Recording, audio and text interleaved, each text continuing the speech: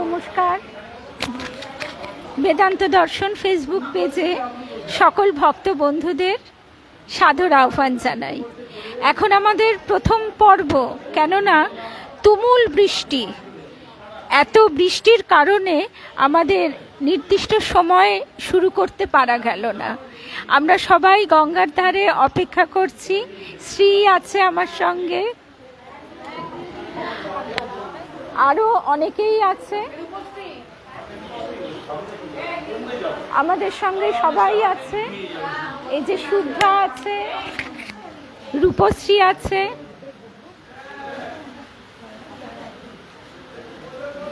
রূপা, আর ওদিকে কল্যাণীদি, লিপিকা, তারপর সুতপা, ওরা সব এগিয়ে গেছে। এবার আমি একটু দেখাই। আমরা এবার মধুরাদির খুব সুন্দর পাঠ শুনবো সকলে। কিন্তু আজকে এত প্রবল বৃষ্টি, এই প্রবল বৃষ্টির কারণে আমরা ঠিক সময় শুরু করতে পারছি না।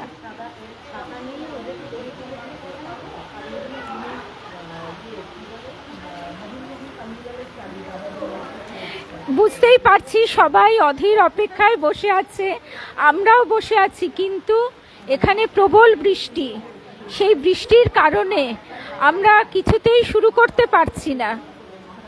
এখানে সব ভক্তরাও ভেতরে চলে গেছে, আর দূরে দেখা যাচ্ছে দক্ষিণেশ্বর মন্দির।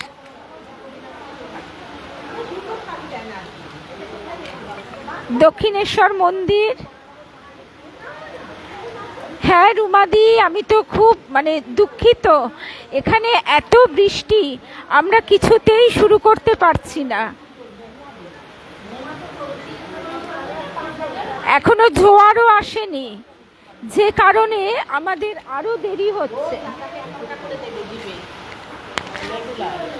শুভ সন্ধ্যা সাহানা। এই যে এখানে আমরা সবাই অপেক্ষা করছি, কিন্তু কিছু করার নেই। তা গঙ্গার ঘাটটাই একটু দেখি। এই যে মা এখানে রয়েছেন,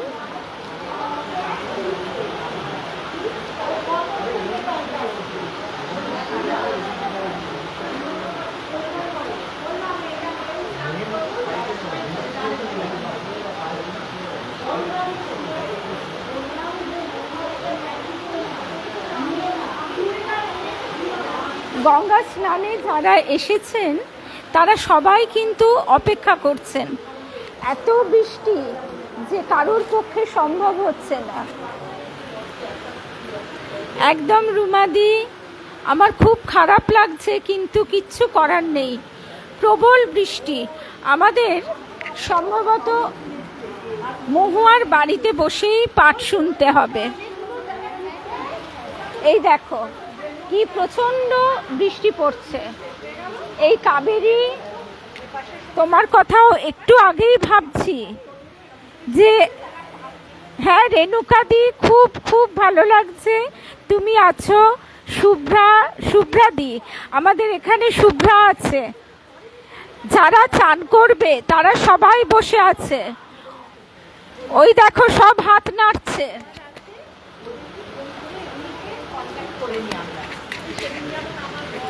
কিন্তু এত বৃষ্টি নেমেছে যে আমরা আজকে কোনো মতেই গঙ্গার ধারে বসে এই লাইভটি করতে পারছি না। ইচ্ছে আছে মহুয়ার বাড়িতে। আকাশ পৃথিবী একাকার করে বৃষ্টি নেমেছে। এই দেখো দূরে দক্ষিণেশ্বর মন্দির খুব আবছা দেখা যাচ্ছে।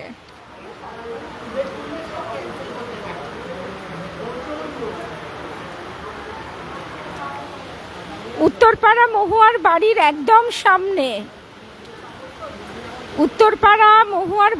একদম সামনে, অনেকেই স্নান করবেন বলে আছে, কিন্তু এখনো জোয়ার আসেনি। এই দেখো ঝমঝম করে বৃষ্টি পড়ছে। আজকে আমরা যখন গাড়িতে আসছিলাম তখনও দেখছিলাম যেমন ঝড় তেমন বৃষ্টি। এদিকে জোয়ারের অপেক্ষায় সবাই বসে আছে। একটু একটু করে জোয়ার আসতে শুরু করেছে। মা গঙ্গা পতিতোদ্ধারিণী, মাকে এখানে ভীষণ সুন্দর লাগছে, আর্দ্র, একেবারে করুণায় যে মা আমাদের আর্দ্র, এখানে আমরা রূপেই তাই দেখছি। সমস্ত পাপ, সমস্ত তাপ তিনি হরণ করে আমাদের কৃপা করুণার বর্ষণে আনন্দে শান্তিতে ভরিয়ে দিচ্ছেন। কিন্তু হলে কি হবে, আমাদের দূরের বন্ধু যারা, তাদের জন্যে একটু অপেক্ষা করতে হচ্ছে। আমরা মহুয়ার বাড়িতে ফিরে গিয়ে আবার প্রথম থেকে শুনবো, কেমন?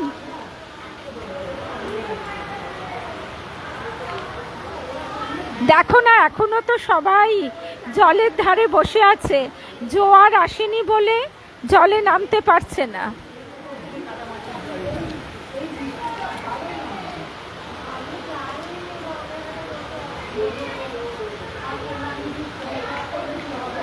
কল্যাণী দিও বসে আছে এখানে।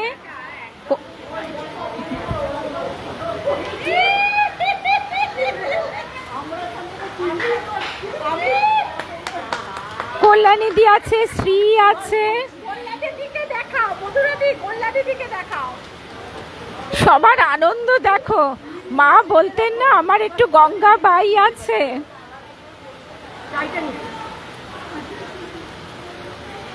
এদের আনন্দ দেখো শুধু।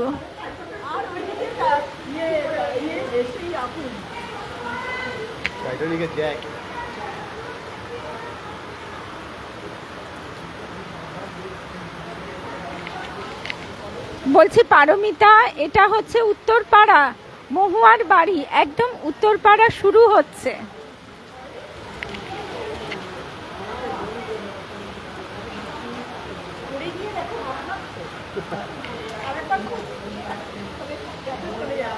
মহুয়া ওখানে আছে ছাতা মাথায় দিয়ে, সুতাপা, মহুয়া, শ্রী সবাই আছে।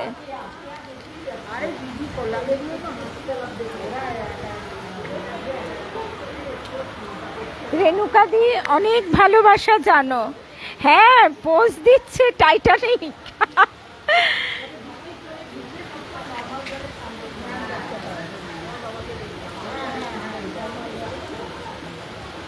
তবে এখানে দাঁড়িয়ে দাঁড়িয়ে বৃষ্টির ছাট, এখান থেকে তো আর আমাদের সেভাবে শোনা হবে না।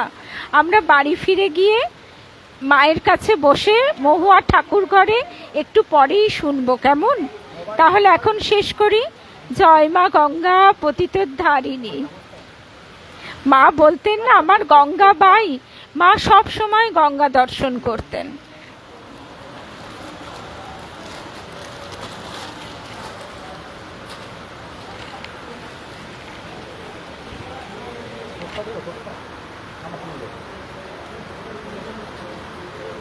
ও দোলনও আছিস, আমি ভাবছিলাম তোকে আগে থেকে বলবো কিনা, কিন্তু আজকে ওয়েদার এমন, ওয়েদার ফোরকাস্টেও ছিল বৃষ্টির কথা। শুভ্রাদি, এই মা গঙ্গার গল্প কি সুন্দর। এই যে সামনে যে কালো ছাপগুলো দেখতে পাচ্ছ, ছাতা মাথায় গঙ্গা স্নান, বৃষ্টিতে ভিজবে না। এই দেখো, এই যে কালো জলটা দেখতে পাচ্ছ, এই কালো জলটা হচ্ছে নর্দমার জল। জোয়ার আসছে এবং সমস্ত দূষিত নর্দমার জলটা আস্তে আস্তে মিশে যাচ্ছে। মনে পড়ছে একদিনের কথা,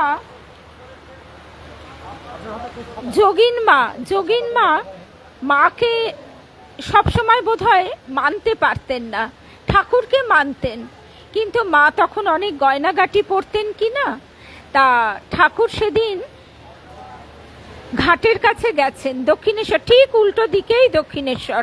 যদি আলোটা জ্বালায় আমি আরো ভালো করে দেখাতে পারবো। এই পাশে বালি ব্রিজ, ডান দিকে। তো ওই উল্টো দিকের ঘাটেই যোগিন মা জপ ধ্যান করছেন।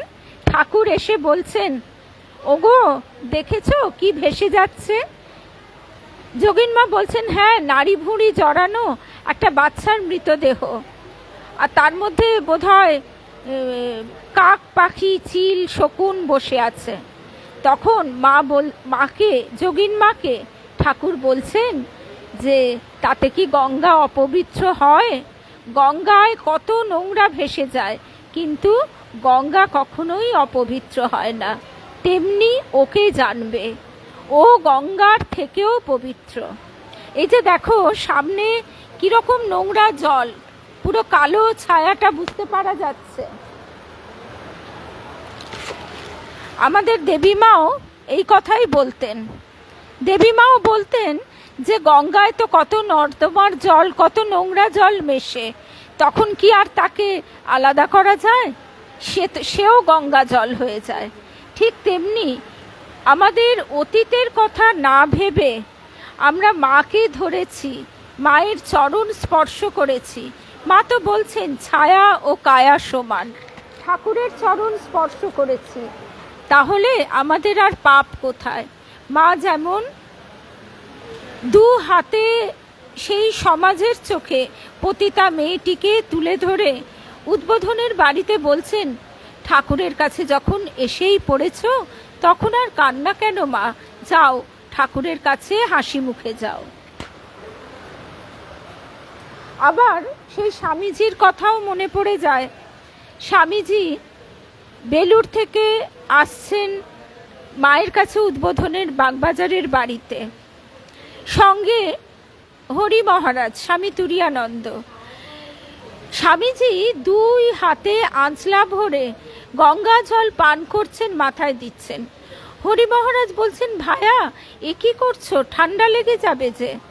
তখন স্বামীজি বলছেন, যার দর্শনে যাচ্ছি তার দর্শনে যেতে গেলে যে বড় ভয় হয়। তো মা আমাদের এমনই পবিত্রতা স্বরূপিণী, পবিত্রতা স্বরূপিণী মা আমাদের কৃপা করেছেন। এই আনন্দেই আনন্দ। আজকে আমরা মহুয়ার বাড়িতে সবাই মিলে এসে পৌঁছেছি, মোটামুটি 2:30 থেকে 3টের মধ্যে সবাই এসে গেছি। তারপর হইচই গল্প সব তো আছেই, ঠাকুরের কথা সব। তারপর আমরা অপেক্ষা করছি কখন বৃষ্টি থামে। দেখা যাক, এইখানে আপাতত কিছুক্ষণ আমরা শুনলাম, তারপর আরেক দিনের কথাও মনে পড়ছে। সেই ওই তো মহুয়ার হাজবেন্ডও এসে গেছেন, একদম সোজা অফিস থেকে চলে এসেছেন এসকর্ট করবার জন্য। সব স্নান করবে, তো এতজন চান করবে, এখানে স্রোত আছে, খুব চোরা স্রোত। আর উনি তো এমনিতেও খুব ভালো সাঁতারু, মহুয়ার ছেলেও খুব ভালো সাঁতার কাটে। তা যাই হোক, আরেক দিনের কথা মনে পড়ে যাচ্ছে। সেই দিনটা আমাদের কাছে কত আনন্দ। ঠাকুর যেদিন কল্পতরু হলেন, তিনি দুহাত তুলে আশীর্বাদ করলেন, দুহাত তুলে আশীর্বাদ করলেন, তোমাদের চৈতন্য হোক। আমরা সেই আনন্দে আজও মাতোয়ারা হই, কিন্তু ঠাকুরের কথা আমরা কজন মনে রাখি? ঠাকুর তারপর সেই সময় তখন অত অসুস্থ তিনি, সেই সময় তীর বেগে নেমে এসে মানুষকে, জীবকে কৃপা করে আবার ওপরে গেলেন, কিন্তু বিষের জ্বালায় ছটফট করতে করতে। বিষের জ্বালায় ছটফট করছেন তিনি, জগতের সমস্ত পাপ নীলকণ্ঠ হয়ে তিনি কণ্ঠে ধারণ করেছেন। তিনি বলছেন, জ্বলে গেল রে, জ্বলে গেল রে। জ্বালায় করে কাশীপুর উদ্যানবাটিতে সেই ঘরে গঙ্গা জল রাখা থাকতো, সেই গঙ্গা জল ঢেলে ঢেলে তবে তার শরীর একটু বুঝি ঠান্ডা হলো। এমনই পবিত্রতা স্বরূপিণী মা গঙ্গা। এখন ওই কালো জলের ছায়াটা দেখা যাচ্ছে।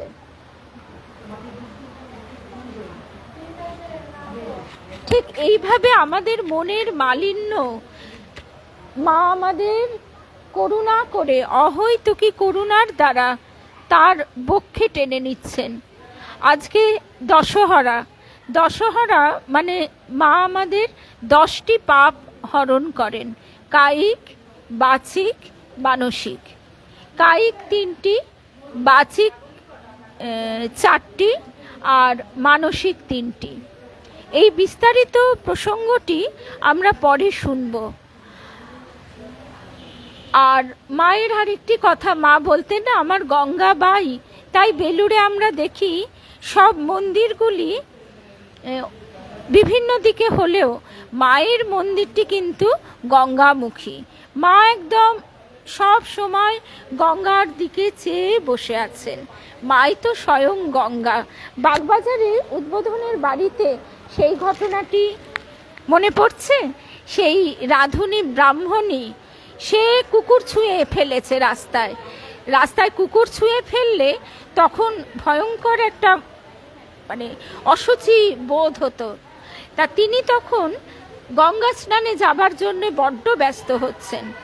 তা সেটি ঋতু পরিবর্তনের সময় সবাই বারণ করছে, সবাই বলছে যে হাত পা ধুয়ে নাও, কিছুতেই সে শুনবে না। তখন মা বললেন আচ্ছা আমাকে স্পর্শ করো, তবে তো হবে। তা মা নিজে এইভাবে নিজের স্বরূপ প্রকাশ করেছেন, কখনো কখনো ইঙ্গিতে আভাসে। এবার কে বুঝবে আর কে বুঝবে না সেটাও তো তার কৃপা সাপেক্ষ। এখানে বৃষ্টির ছাট আসছে, তাই আপাতত আমরা এখানে শেষ করি। এরপর আরও কিছু কথা আমরা অবশ্যই শুনব, কিন্তু সেটি মহুয়ার বাড়ি থেকে।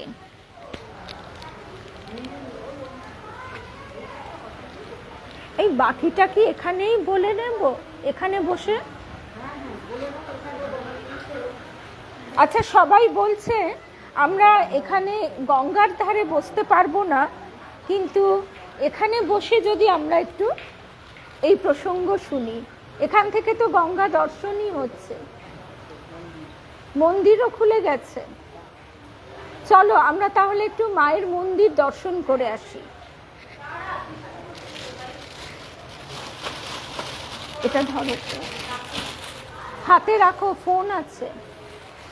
আগে আমরা একটু মায়ের মন্দির দর্শন করে আসি। উত্তরপাড়ার দেখিয়েছি, উত্তরপাড়ার এই জায়গাটিতে প্রথমে দক্ষিণেশ্বরের মন্দিরটি হবার কথা হয়েছিল, কিন্তু সেটা হয়নি। তার কারণ হচ্ছে ঠিকমতো জমি পাওয়া যায়নি। সেই জন্যে এর ঠিক বিপরীতে গঙ্গার উল্টো দিকে মায়ের মন্দিরটি স্থাপিত হয়। তাহলে আমরা একটু এবার মায়ের কাছে আসি।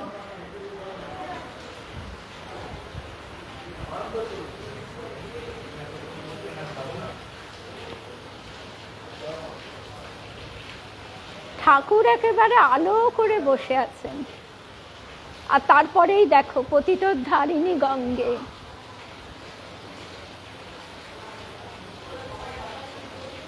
মাকে এখানে একদম ভবতারিণী মায়ের মতন লাগছে। ঠাকুর বলেছিলেন না যে ওই নহবতের মা আর মায়ের পদসেবা, ঠাকুরের পদসেবা করছেন, আর মন্দিরের মা সব একাকার। আসলে অবতারকে তো চিনতে পারা কঠিন। ওপরে মায়ের দুর্গা মূর্তি, দুর্গতি নাশিনী, আবার এখানে তারা মা রূপে, কালীঘাটের কালী রূপেও, একদম ওপরে ভবতারিণী রূপে। সূর্যি মহারাজ তিনি বেলুড় মঠ থেকে যাবেন কালীঘাটে কালী দর্শনে। তা সেদিনকে ব্রহ্মানন্দজি মহারাজ বলে দিলেন যে তুমি কালীঘাটে যাবে, কালী দর্শনে যাবে, কিন্তু তার আগে জ্যান্ত কালী, যিনি ছদ্মবেশে নিজের রূপ লুকিয়ে বসে আছেন বাগবাজারে, আগে তাকে দর্শন করে যাও।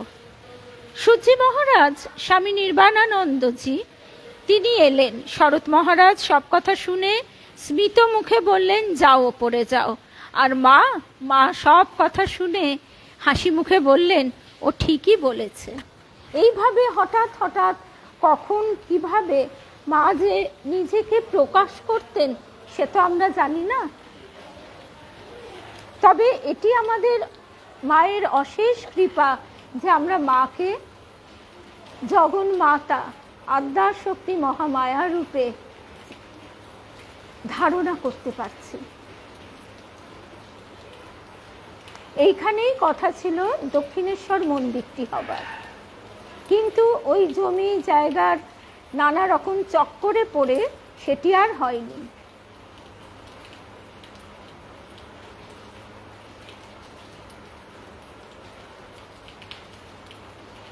মা ঠাকুর দুজনেই বলতেন যে গঙ্গার 4 ক্রোশ পর্যন্ত হাওয়ারূপী নারায়ণ তিনি বাতাসের মধ্যে দিয়ে ভক্তকে স্পর্শ করেন, এবং গঙ্গার তীরে দেবতা না হলে বাস করা যায় না।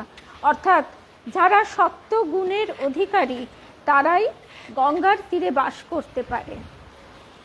মায়ের বড় দুঃখ ছিল, মা আমোদরকেই গঙ্গা বলতেন। এখানে হাড়ি কাঠও রয়েছে।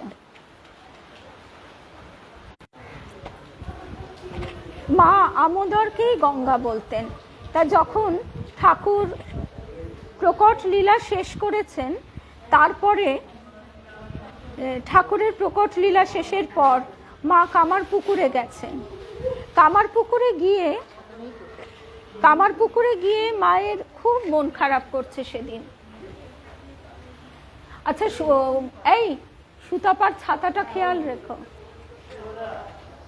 আচ্ছা, এইবার অনেকটা পরিষ্কার হয়ে গেছে। দক্ষিণেশ্বর মন্দিরটা একটু দেখাই। একদম ঠিক উল্টো দিকে দক্ষিণেশ্বর।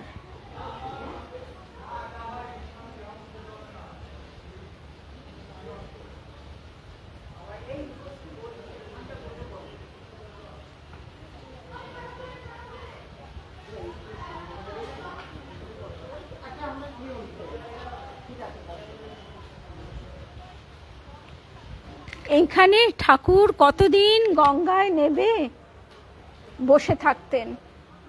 গৌরীমা সর্বাঙ্গে চন্দন মাখিয়ে দিতেন, তার গা জ্বালা করত সাধন সময়ে। ভৈরবী ব্রাহ্মণী তিনিও গায়ে চন্দন মাখিয়ে দিতেন। আর তারপরে যখন বড় কষ্ট হতো, গা জ্বলে যেত, হাত পা জ্বলে যেত, ঠাকুর তখন গঙ্গায় নেমে গা জুড়োতেন। একদিনের কথা, সেদিন নহবতের কাছ দিয়ে ঠাকুর যাচ্ছেন, মা ডেকে 2টি মশলা দিয়েছেন, মৌরি, এলাচ দানা, কাবাব চিনি, আর পরে খাওয়ার জন্যে আবার হাতে 2টি দিয়ে দিয়েছেন। কিন্তু তার যে সঞ্চয় করবার জো নাই, তাই তিনি টালমাটাল হয়ে একেবারে গঙ্গার কিনারে এসে পড়েছেন। মা বলছেন, আমি তো ভয়ে মরি, আর কি, কাকে ডাকবো, আমি বউ মানুষ, বাইরে বেরুতেও পাচ্ছি না। শেষকালে হৃদু ছিল, তাকে ডেকে তবে সামাল দেওয়া গেল পরিস্থিতি।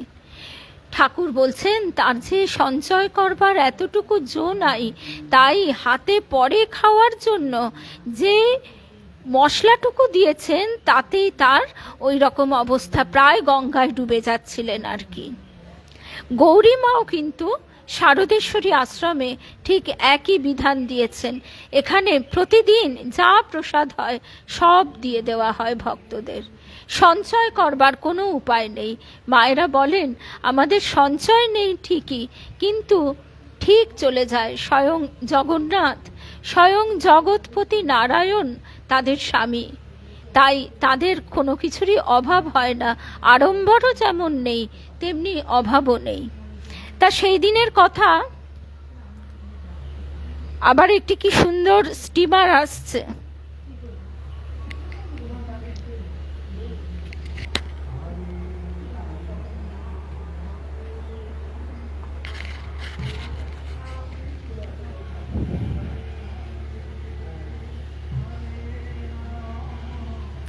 আজকে দশহরা বলে হরিনাম করতে করতে এই স্টিমারটি যাচ্ছে।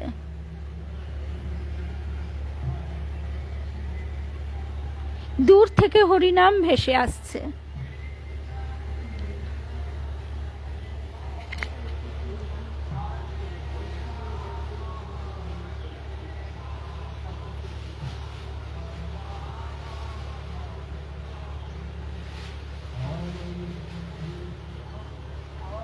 হরে কৃষ্ণ, হরে কৃষ্ণ।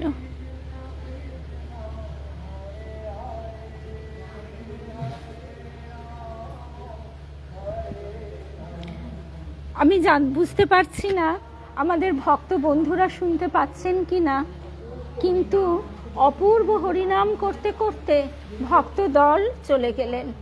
আমাদেরও ছবির মতো মনে পড়ছে যে ঠিক ঠাকুরও এমনি করে গঙ্গার তীরে বসে থাকতেন, কখনো দাঁড়িয়ে থাকতেন। এখানে তিনি তখন ঝামাপুকুরে আছেন, এই গঙ্গার ধারে নিজে শিব গড়ে পুজো করতেন। সেই শিব গড়া দেখে ফেলেছিলেন মথুরবাবু, রানী রাসমণিকে দেখিয়েছিলেন। তারপরেই তিনি বলেন যে একে তার মন্দিরের পূজারী হিসেবে অবশ্যই চাই। এই দক্ষিণেশ্বরেই ঠাকুর শিব ও শক্তি রূপে মথুরবাবুকে দর্শন দিয়েছিলেন। তা সেদিনকার কথায় চলে আসি আবার। ঠাকুর গঙ্গার ধারে অমনি করে গা জ্বালা করছে, হাতে পায়ে চন্দন মাখিয়ে গৌরীমা চুপটি করে ঠাকুরের দিকে চেয়ে আছেন। হঠাৎ ঠাকুর সমাধিস্থ হয়ে, ভাবস্থ হয়ে, পূর্ণ সমাধি নয় ভাব সমাধিস্থ অবস্থায় ঠাকুর উঠে দাঁড়ালেন। আর গৌরীমায়ের গলায় যে উত্তরীয়টি ছিল সেই উত্তরীয়টি গৌরীমা সামনে বিছিয়ে দিলেন, আর ঠাকুর তার চরণটি রাখলেন। গঙ্গা মাটি আর চন্দন এই দুয়ে মিলে যে প্রলেপ ছিল, অপূর্বভাবে সেই ছাপ পড়ল সেই বস্ত্রখণ্ডটিতে। বইয়ে এই অবধি লেখা ছিল, তারপর তার লেখা ছিল না। তারপরে 24 সালের 1 জানুয়ারি কাশীপুর থেকে গেছি শারদেশ্বরী আশ্রমে। সেদিন 1 জানুয়ারি সকাল থেকে অখণ্ড কথামৃত পাঠ চলছে। সেই কথামৃত পাঠে গিয়ে দেখে একদম চমকে উঠেছি। ঠিক অমন চমক দেখেছি। সেদিন আমার সঙ্গে ছিল শুভ্রা মণ্ডল আর কেয়া। ঠিক অমন চমক দেখেছিলাম এবারে অগ্নিভোর মধ্যে। অগ্নিভ যেন পাগলের মতো দৌড়ে এসে আমায় বলছে, আন্টি আন্টি তুমি দেখেছো? আর নারায়ণ, স্বয়ং পূর্ণ ব্রহ্ম নারায়ণ, তিনি দাঁড়িয়েছেন। কোথাও একটু বেশি চাপ পড়েছে, আবার কোথাও একটু কম চাপ পড়েছে। এইভাবে অপূর্ব সেই ছাপটি ধরা আছে। শারদেশ্বরী আশ্রমে গৌরীমা রেখে দিয়েছেন। গৌরী মায়ের কাছে আরেক দিনের কথাও মনে পড়ে যায়। দুর্গা মা লিখছেন, গৌরী মা নহবতের কাছ থেকে দেখতে পাচ্ছেন ওই গোল বারান্দায় দাঁড়িয়ে, ঠিক উল্টো দিকে দক্ষিণেশ্বরে গোল বারান্দায় দাঁড়িয়ে ঠাকুর ডাকছেন গঙ্গার দিকে তাকিয়ে, মায়া আয় মায়া আয়। গৌরীমা ছুটে এসে বলছেন, কি হচ্ছে গো? যেন ছোট শিশুটি ধরা পড়ে গেছেন। এইভাবে ঠাকুর লজ্জা পেয়ে বলছেন, মায়াকে ডাকছি, মনটা আর কিছুতেই ধরে রাখতে পারছি না। অর্থাৎ তিনি নিরাকার পরম ব্রহ্ম, সেই কোথায় তার মন কোন অখণ্ডের ঘরে, অখণ্ডের জগতে বিলীয়মান, সে কথা তো আমরা বুঝতে পারি না। গৌরীমাকে ঠাকুর বলছেন যে আর কটা দিন এই দেহটা থাকলে এই ছেলেগুলোর জন্যে তাহলে আরো একটু থাকতে পারি। তা এরকম কত দিনের কত ঘটনা। আমার গুরুদেব বলতেন, এই কথা আবার লাটু মহারাজও বলছেন, যে তোমার মনে যদি ঢেউ ওঠে, নানা তরঙ্গ ওঠে, মনকে তুমি বশে আনতে না পারো, তাহলে গঙ্গার ধারে বসে গঙ্গার দিকে চেয়ে থাকো। দেখবে সেই দিকে চেয়ে থাকতে থাকতে তোমার মনের ঢেউ আস্তে আস্তে থেমে যাচ্ছে। আবার একটি বড় লঞ্চ আসছে। ঠাকুর এইরকম যখন দক্ষিণেশ্বরে ছিলেন তখনও এমনি লঞ্চ যেত, স্টিমার ঠাকুর বলতেন, আর যেত অজস্র জেলে নৌকা। তা ঠাকুর একদিন, কেশব সেন, শিবনাথ শাস্ত্রী এরা সব রয়েছেন, ঠাকুর বলছেন, হ্যাঁ গা, এই জেলে ডিঙিগুলোর চন্দননগরে পৌঁছতে কতক্ষণ লাগবে? তখন তারা বলছেন যে তা তো এক বেলা লেগে যাবে। সে কথা শুনে ঠাকুর বলছেন, আর ওই স্টিমার যেগুলো বাষ্পে চলে সেগুলো পৌঁছতে কতক্ষণ লাগবে? তখন ঠাকুর বলছেন, এই ঠাকুরের এই কথা শুনে তারা বলছেন যে এ তো কয়েক ঘন্টার মধ্যেই পৌঁছে যাবে। তখন ঠাকুর বলছেন, ঠিক অমনি বাহাদুরি কাঠ, ওই বাহাদুরি কাঠ সবাইকে তুলে নেয়। আর ওই স্টিমারের সঙ্গে যদি জেলে ডিঙিগুলো বেঁধে দেওয়া যায় তাহলে কি হয়? তখন তারা বলছেন, তাহলে ওই জেলে ডিঙিগুলো স্টিমারের সঙ্গে একই গতিতে অমনি তাড়াতাড়ি পৌঁছে যায়। ঠাকুর হেসে চুপ করে গেলেন। ঠাকুর নিজেকে এর বেশি আর প্রকাশ করলেন না। অর্থাৎ ঠাকুরের চরণ দুটি ধরে আমরাও পৌঁছে যেতে পারি। পৌঁছে যাব কোথায়? সেই রামকৃষ্ণ লোকে, বৈকুণ্ঠ লোকে, যেখানে সদা নিত্য তার অবস্থান, যেখানে ভক্ত ভগবানের নিত্য অবস্থান।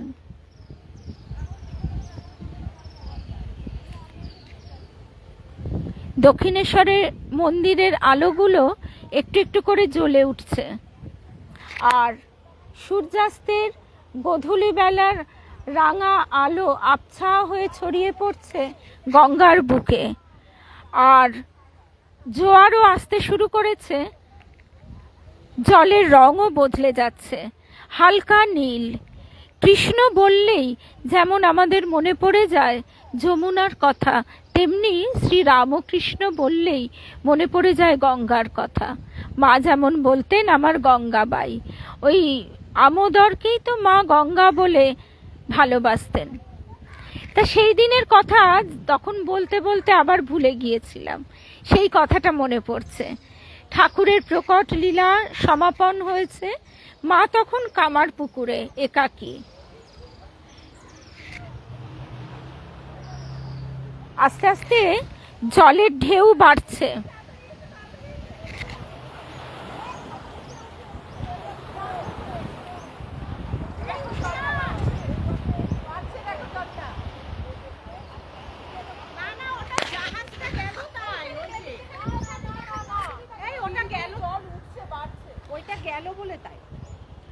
ঠাকুরের প্রত্যেকটা উপমা কি অপূর্ব, সবাই হই হই করে উঠল।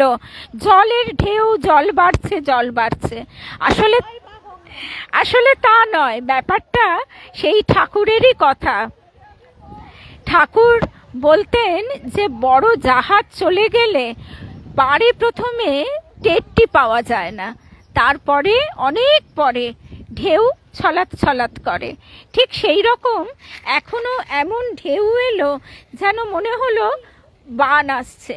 তা এখন সেই রামকৃষ্ণ নামের জোয়ার এসে তো গেছেই, বোধহয় বান ডেকেছে। ঠাকুর বলতেন যে কৃপা বাতাস বইছে, এখন ঠাকুর কৃপার ঝড় তুলে দিয়েছেন। এমন কেউ নেই যাকে ঠাকুর কাছে টানছেন না। তা আবার আমরা ফিরে আসি, প্রচুর চাতক পাখি উঠছে।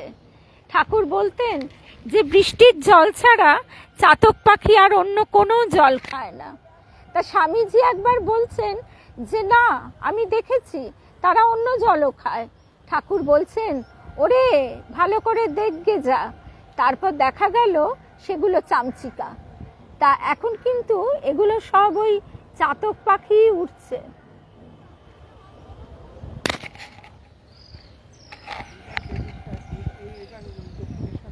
হ্যাঁ, দক্ষিণেশ্বর দেখিয়েছি।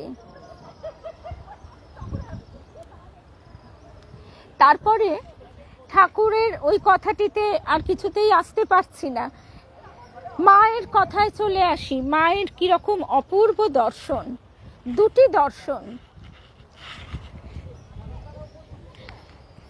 মা কামার পুকুরে বসে আছেন, বড্ড মন খারাপ করছে মায়ের।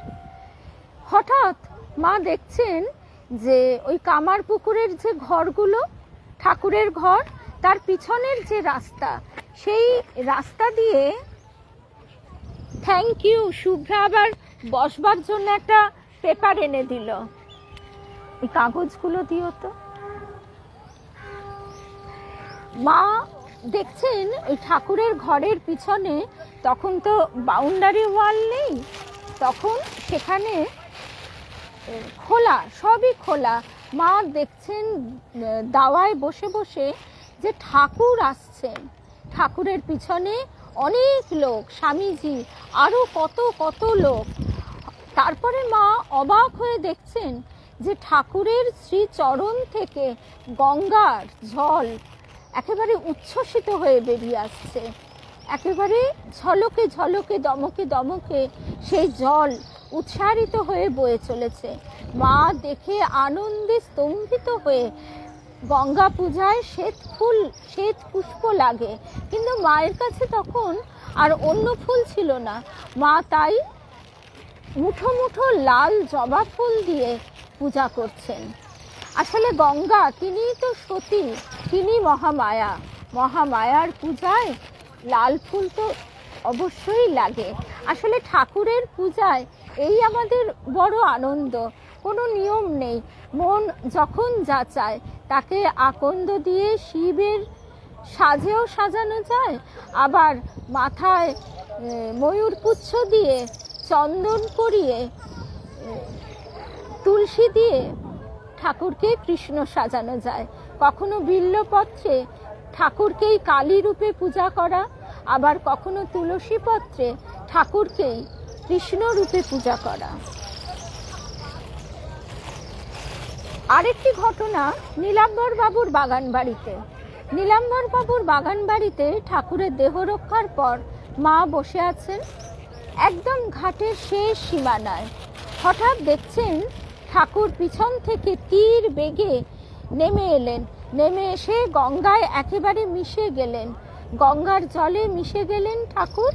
আর বাবুরাম মহারাজ, স্বামীজি, এরা সবাই দু হাতে লক্ষ লক্ষ মানুষ দুপাশে ছিটিয়ে দিচ্ছেন, আর তারা সবাই উদ্ধার হয়ে যাচ্ছে। মা গঙ্গা, এই বাক্য পুষ্প দ্বারা পূজা গ্রহণ করুন ঠাকুর মায়ের কাছে, এটিই তো পূজা। তিনি ঠিক বৃষ্টি থামিয়ে এত সুন্দর আবহাওয়া করে দিলেন।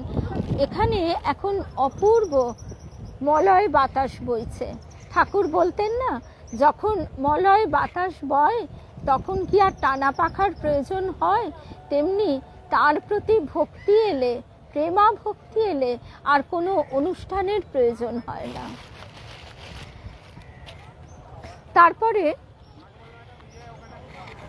আমরা এবার একটু আমার এই যেটুকু অংশ আমি একটু লিখে এনেছিলাম সেখান থেকে একটু শুনি। শঙ্করাচার্য, আদি শঙ্করাচার্য, তিনি গঙ্গা স্তোত্র লিখছেন।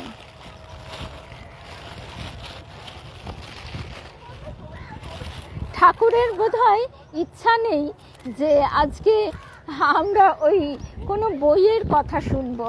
আমি কাগজটা ভুল নিয়ে চলে এসেছি, এই কাগজে সেই কথাগুলো লেখা নেই। তা যাই হোক, এই যে এইটুকু গঙ্গা দর্শন হলো, গঙ্গার কথা হলো, এবার আমরা একটু মূল প্রসঙ্গে আসি। গঙ্গার উৎপত্তি, এই যে কল্যাণীদি বোধহয় চান করছে, কল্যাণীদি না, সুতপা স্নান করছে।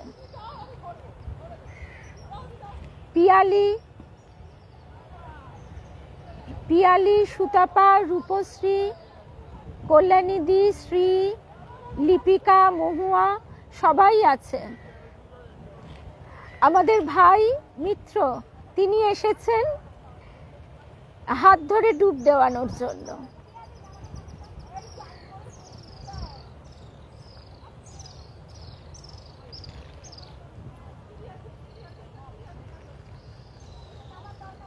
গঙ্গার জন্মকাহিনীটা এবার একটু মনে করি। গঙ্গার জন্মকাহিনী আমরা জানি, দক্ষ যজ্ঞের পর যখন শিব সতীর দেহত্যাগে একেবারে উন্মত্ত হয়ে গেছেন, তখন সেই সতীর দেহ নিয়ে তিনি পাগলের মতন, উন্মত্তের মতন ত্রিভুবন দাপিয়ে বেড়াচ্ছেন।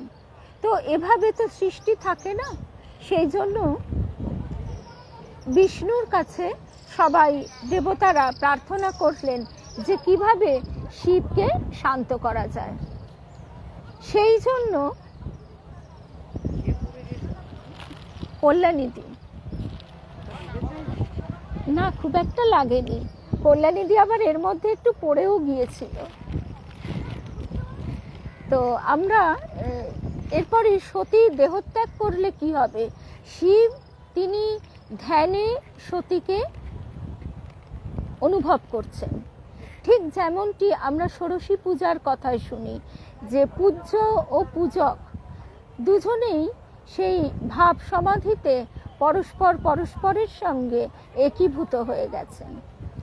তো ঠিক সেই রকম শিব ও সতীকে ধ্যানে সদাই অনুভব করেন, কিন্তু এইভাবে সৃষ্টি স্থিতি প্রলয়ের যে নিয়ম, সেই নিয়মে ব্যাঘাত ঘটছে বলে দেবতারা তখন নারদের কাছে গেছেন। নারদ বললেন, কেন তোমরা এত বিচলিত হচ্ছ? তিনি তো জন্মেছেন হিমালয় এবং মা মেনকার গর্ভে। তোমরা যাও, তাকে নিয়ে এসো। তাকে নিয়ে এলেই সব সমস্যার সমাধান হয়ে যাবে। তো এদিকে সতী, তিনি তো মহামায়া, তিনি নিজেকে দুভাগে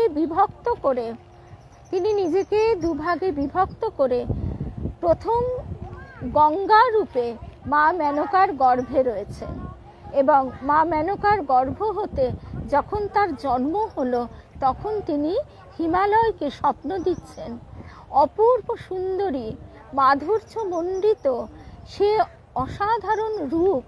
সেই রূপ দেখে স্তম্ভিত হয়ে গেছেন হিমালয়, তার দু চোখের পলক পড়ছে না। তখন তিনি যেহেতু মহামায়া, তার কথা চিন্তা করতে করতে হিমালয়ের মোহভঙ্গ হচ্ছে।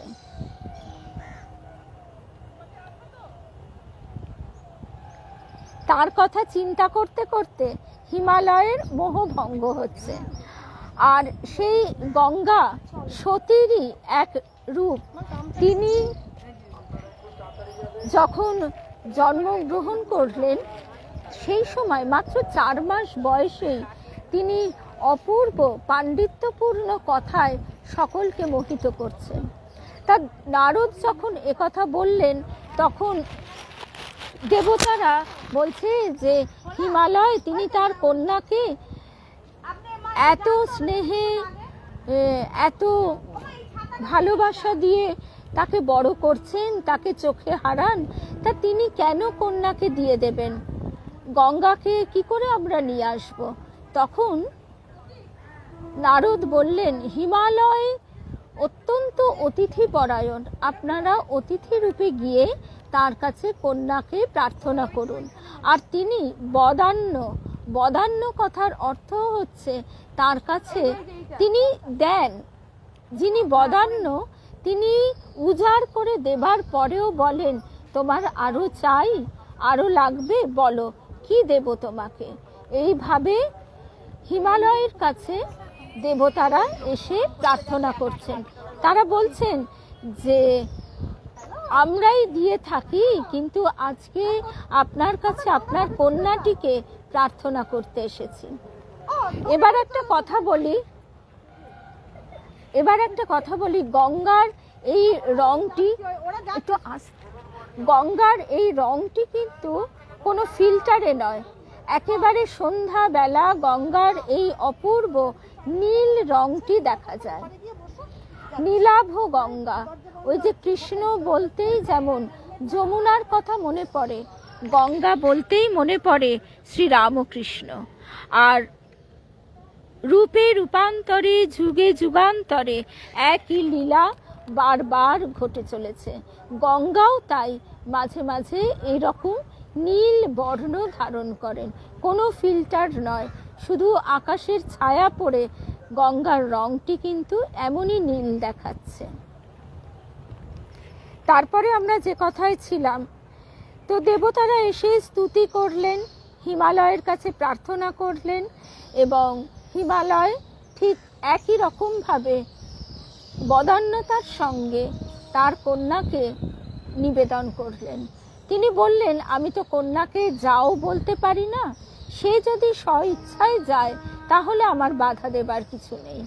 তখন দেবতাদের স্তুতিতে অতি প্রসন্না হয়ে দেবী গঙ্গা ঊর্ধ্বগামিনী হলেন। হিমালয়ের কাছে মা মেনকাও কিন্তু এসব প্রসঙ্গ শোনেননি। পরে যখন তারা জানতে পারলেন, তারা শোকে বিহ্বল হয়ে পড়লেন। হিমালয় তার মোহ চলে গিয়েছিল বলে তিনি শোকগ্রস্ত হলেন না। তো তারপরে আমরা যে কথায় ছিলাম, তিনি তো এলেন ঊর্ধ্বগামিনী হয়ে, দেবী গঙ্গা তিনি এসেছেন শিবের সামনে। শিবও সতী এসেছেন শুনে কোথায় কোথায় সতী কোথায় বলতে বলতে ছুটে গেলেন। ঠিক যেমনটি মা আসাতে ঠাকুরও বলেছিলেন, তুমি এসেছো। আবার একসময় ঠাকুর ব্যাকুল হয়ে বলছেন, তুমি আসবে, তুমি না এলে আমাকে কে রান্না করে দেবে, যা টাকা লাগে আমি দেব। এমনি করে মাকে আকুল হয়ে ঠাকুর আহ্বান করছেন। তো সতী যখন গঙ্গা রূপে শিবের সামনে দাঁড়ালেন, দেবতারা তার হাতে একটি মস্ত বড় সাদা মালা দিলেন। কারণ দেবী গঙ্গা সে তো শুভ্রা, স্বর্ণালঙ্কার রত্নালঙ্কার শোভিতা, কিন্তু সবই এত শুভ্র যে তার হাতে শুভ্র মালাটি জ্বলজ্বল করতে লাগলো। সেই শুভ্র মালাটি তিনি শিবকে পরাতে গেলে শিবের জটায় মালাটি আটকে গেল এবং গঙ্গাকে তিনি মস্তকে ধারণ করলেন। ঠাকুরও বলছেন, শক্তিকে মাথায় রাখতে হয়। বালি ব্রিজের ওপর দিয়ে ট্রেন যাচ্ছে,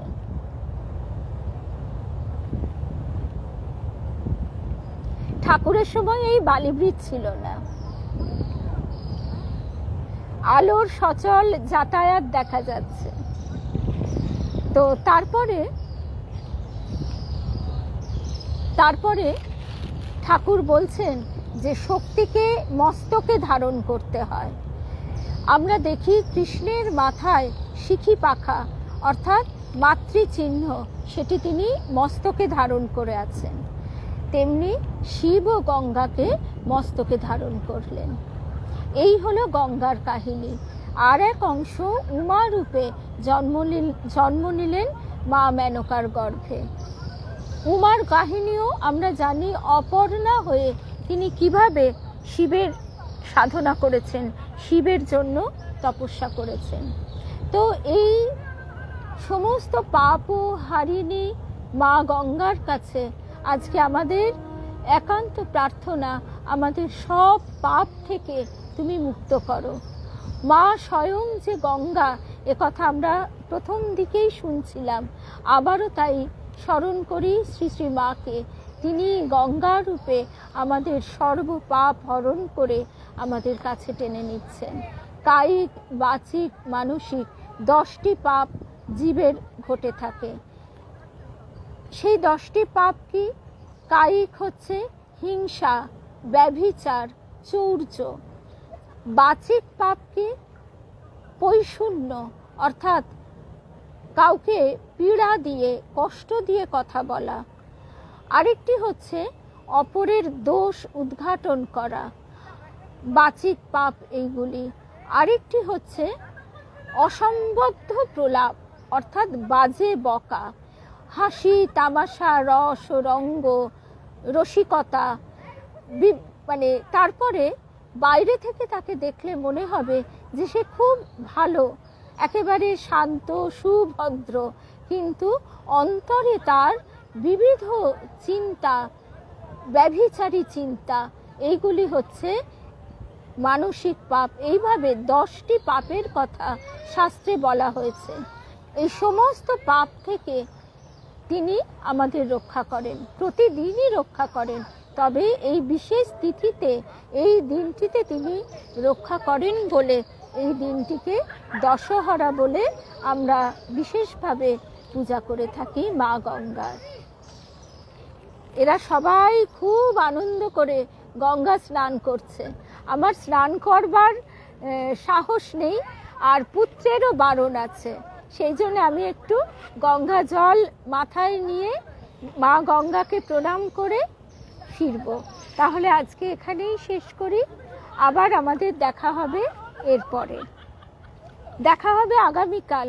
আর যেটুকু গঙ্গার কথা, দেবী গঙ্গার কথা, দেবী গঙ্গার অনুধ্যান বাকি রয়ে গেল, সেটুকু আমরা পরে আবারও শুনব। জয় রাম কৃষ্ণ, জয় রাম কৃষ্ণ, জয় রাম কৃষ্ণ, জয় রাম কৃষ্ণ, জয় মা, জয় মা।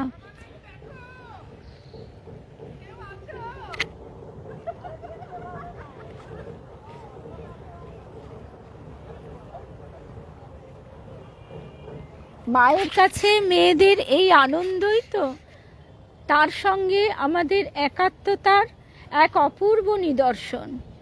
আমরা তার কাছে আর কি চাই? আনন্দ, শান্তি আর আশ্রয়।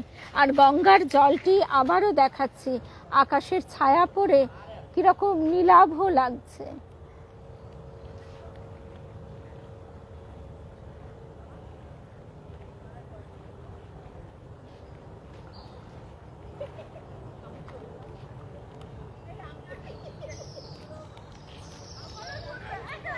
তাহলে আজকের মতো এখানেই শেষ করছি। জয় মা, জয় রামকৃষ্ণ, জয় রামকৃষ্ণ, জয় রামকৃষ্ণ।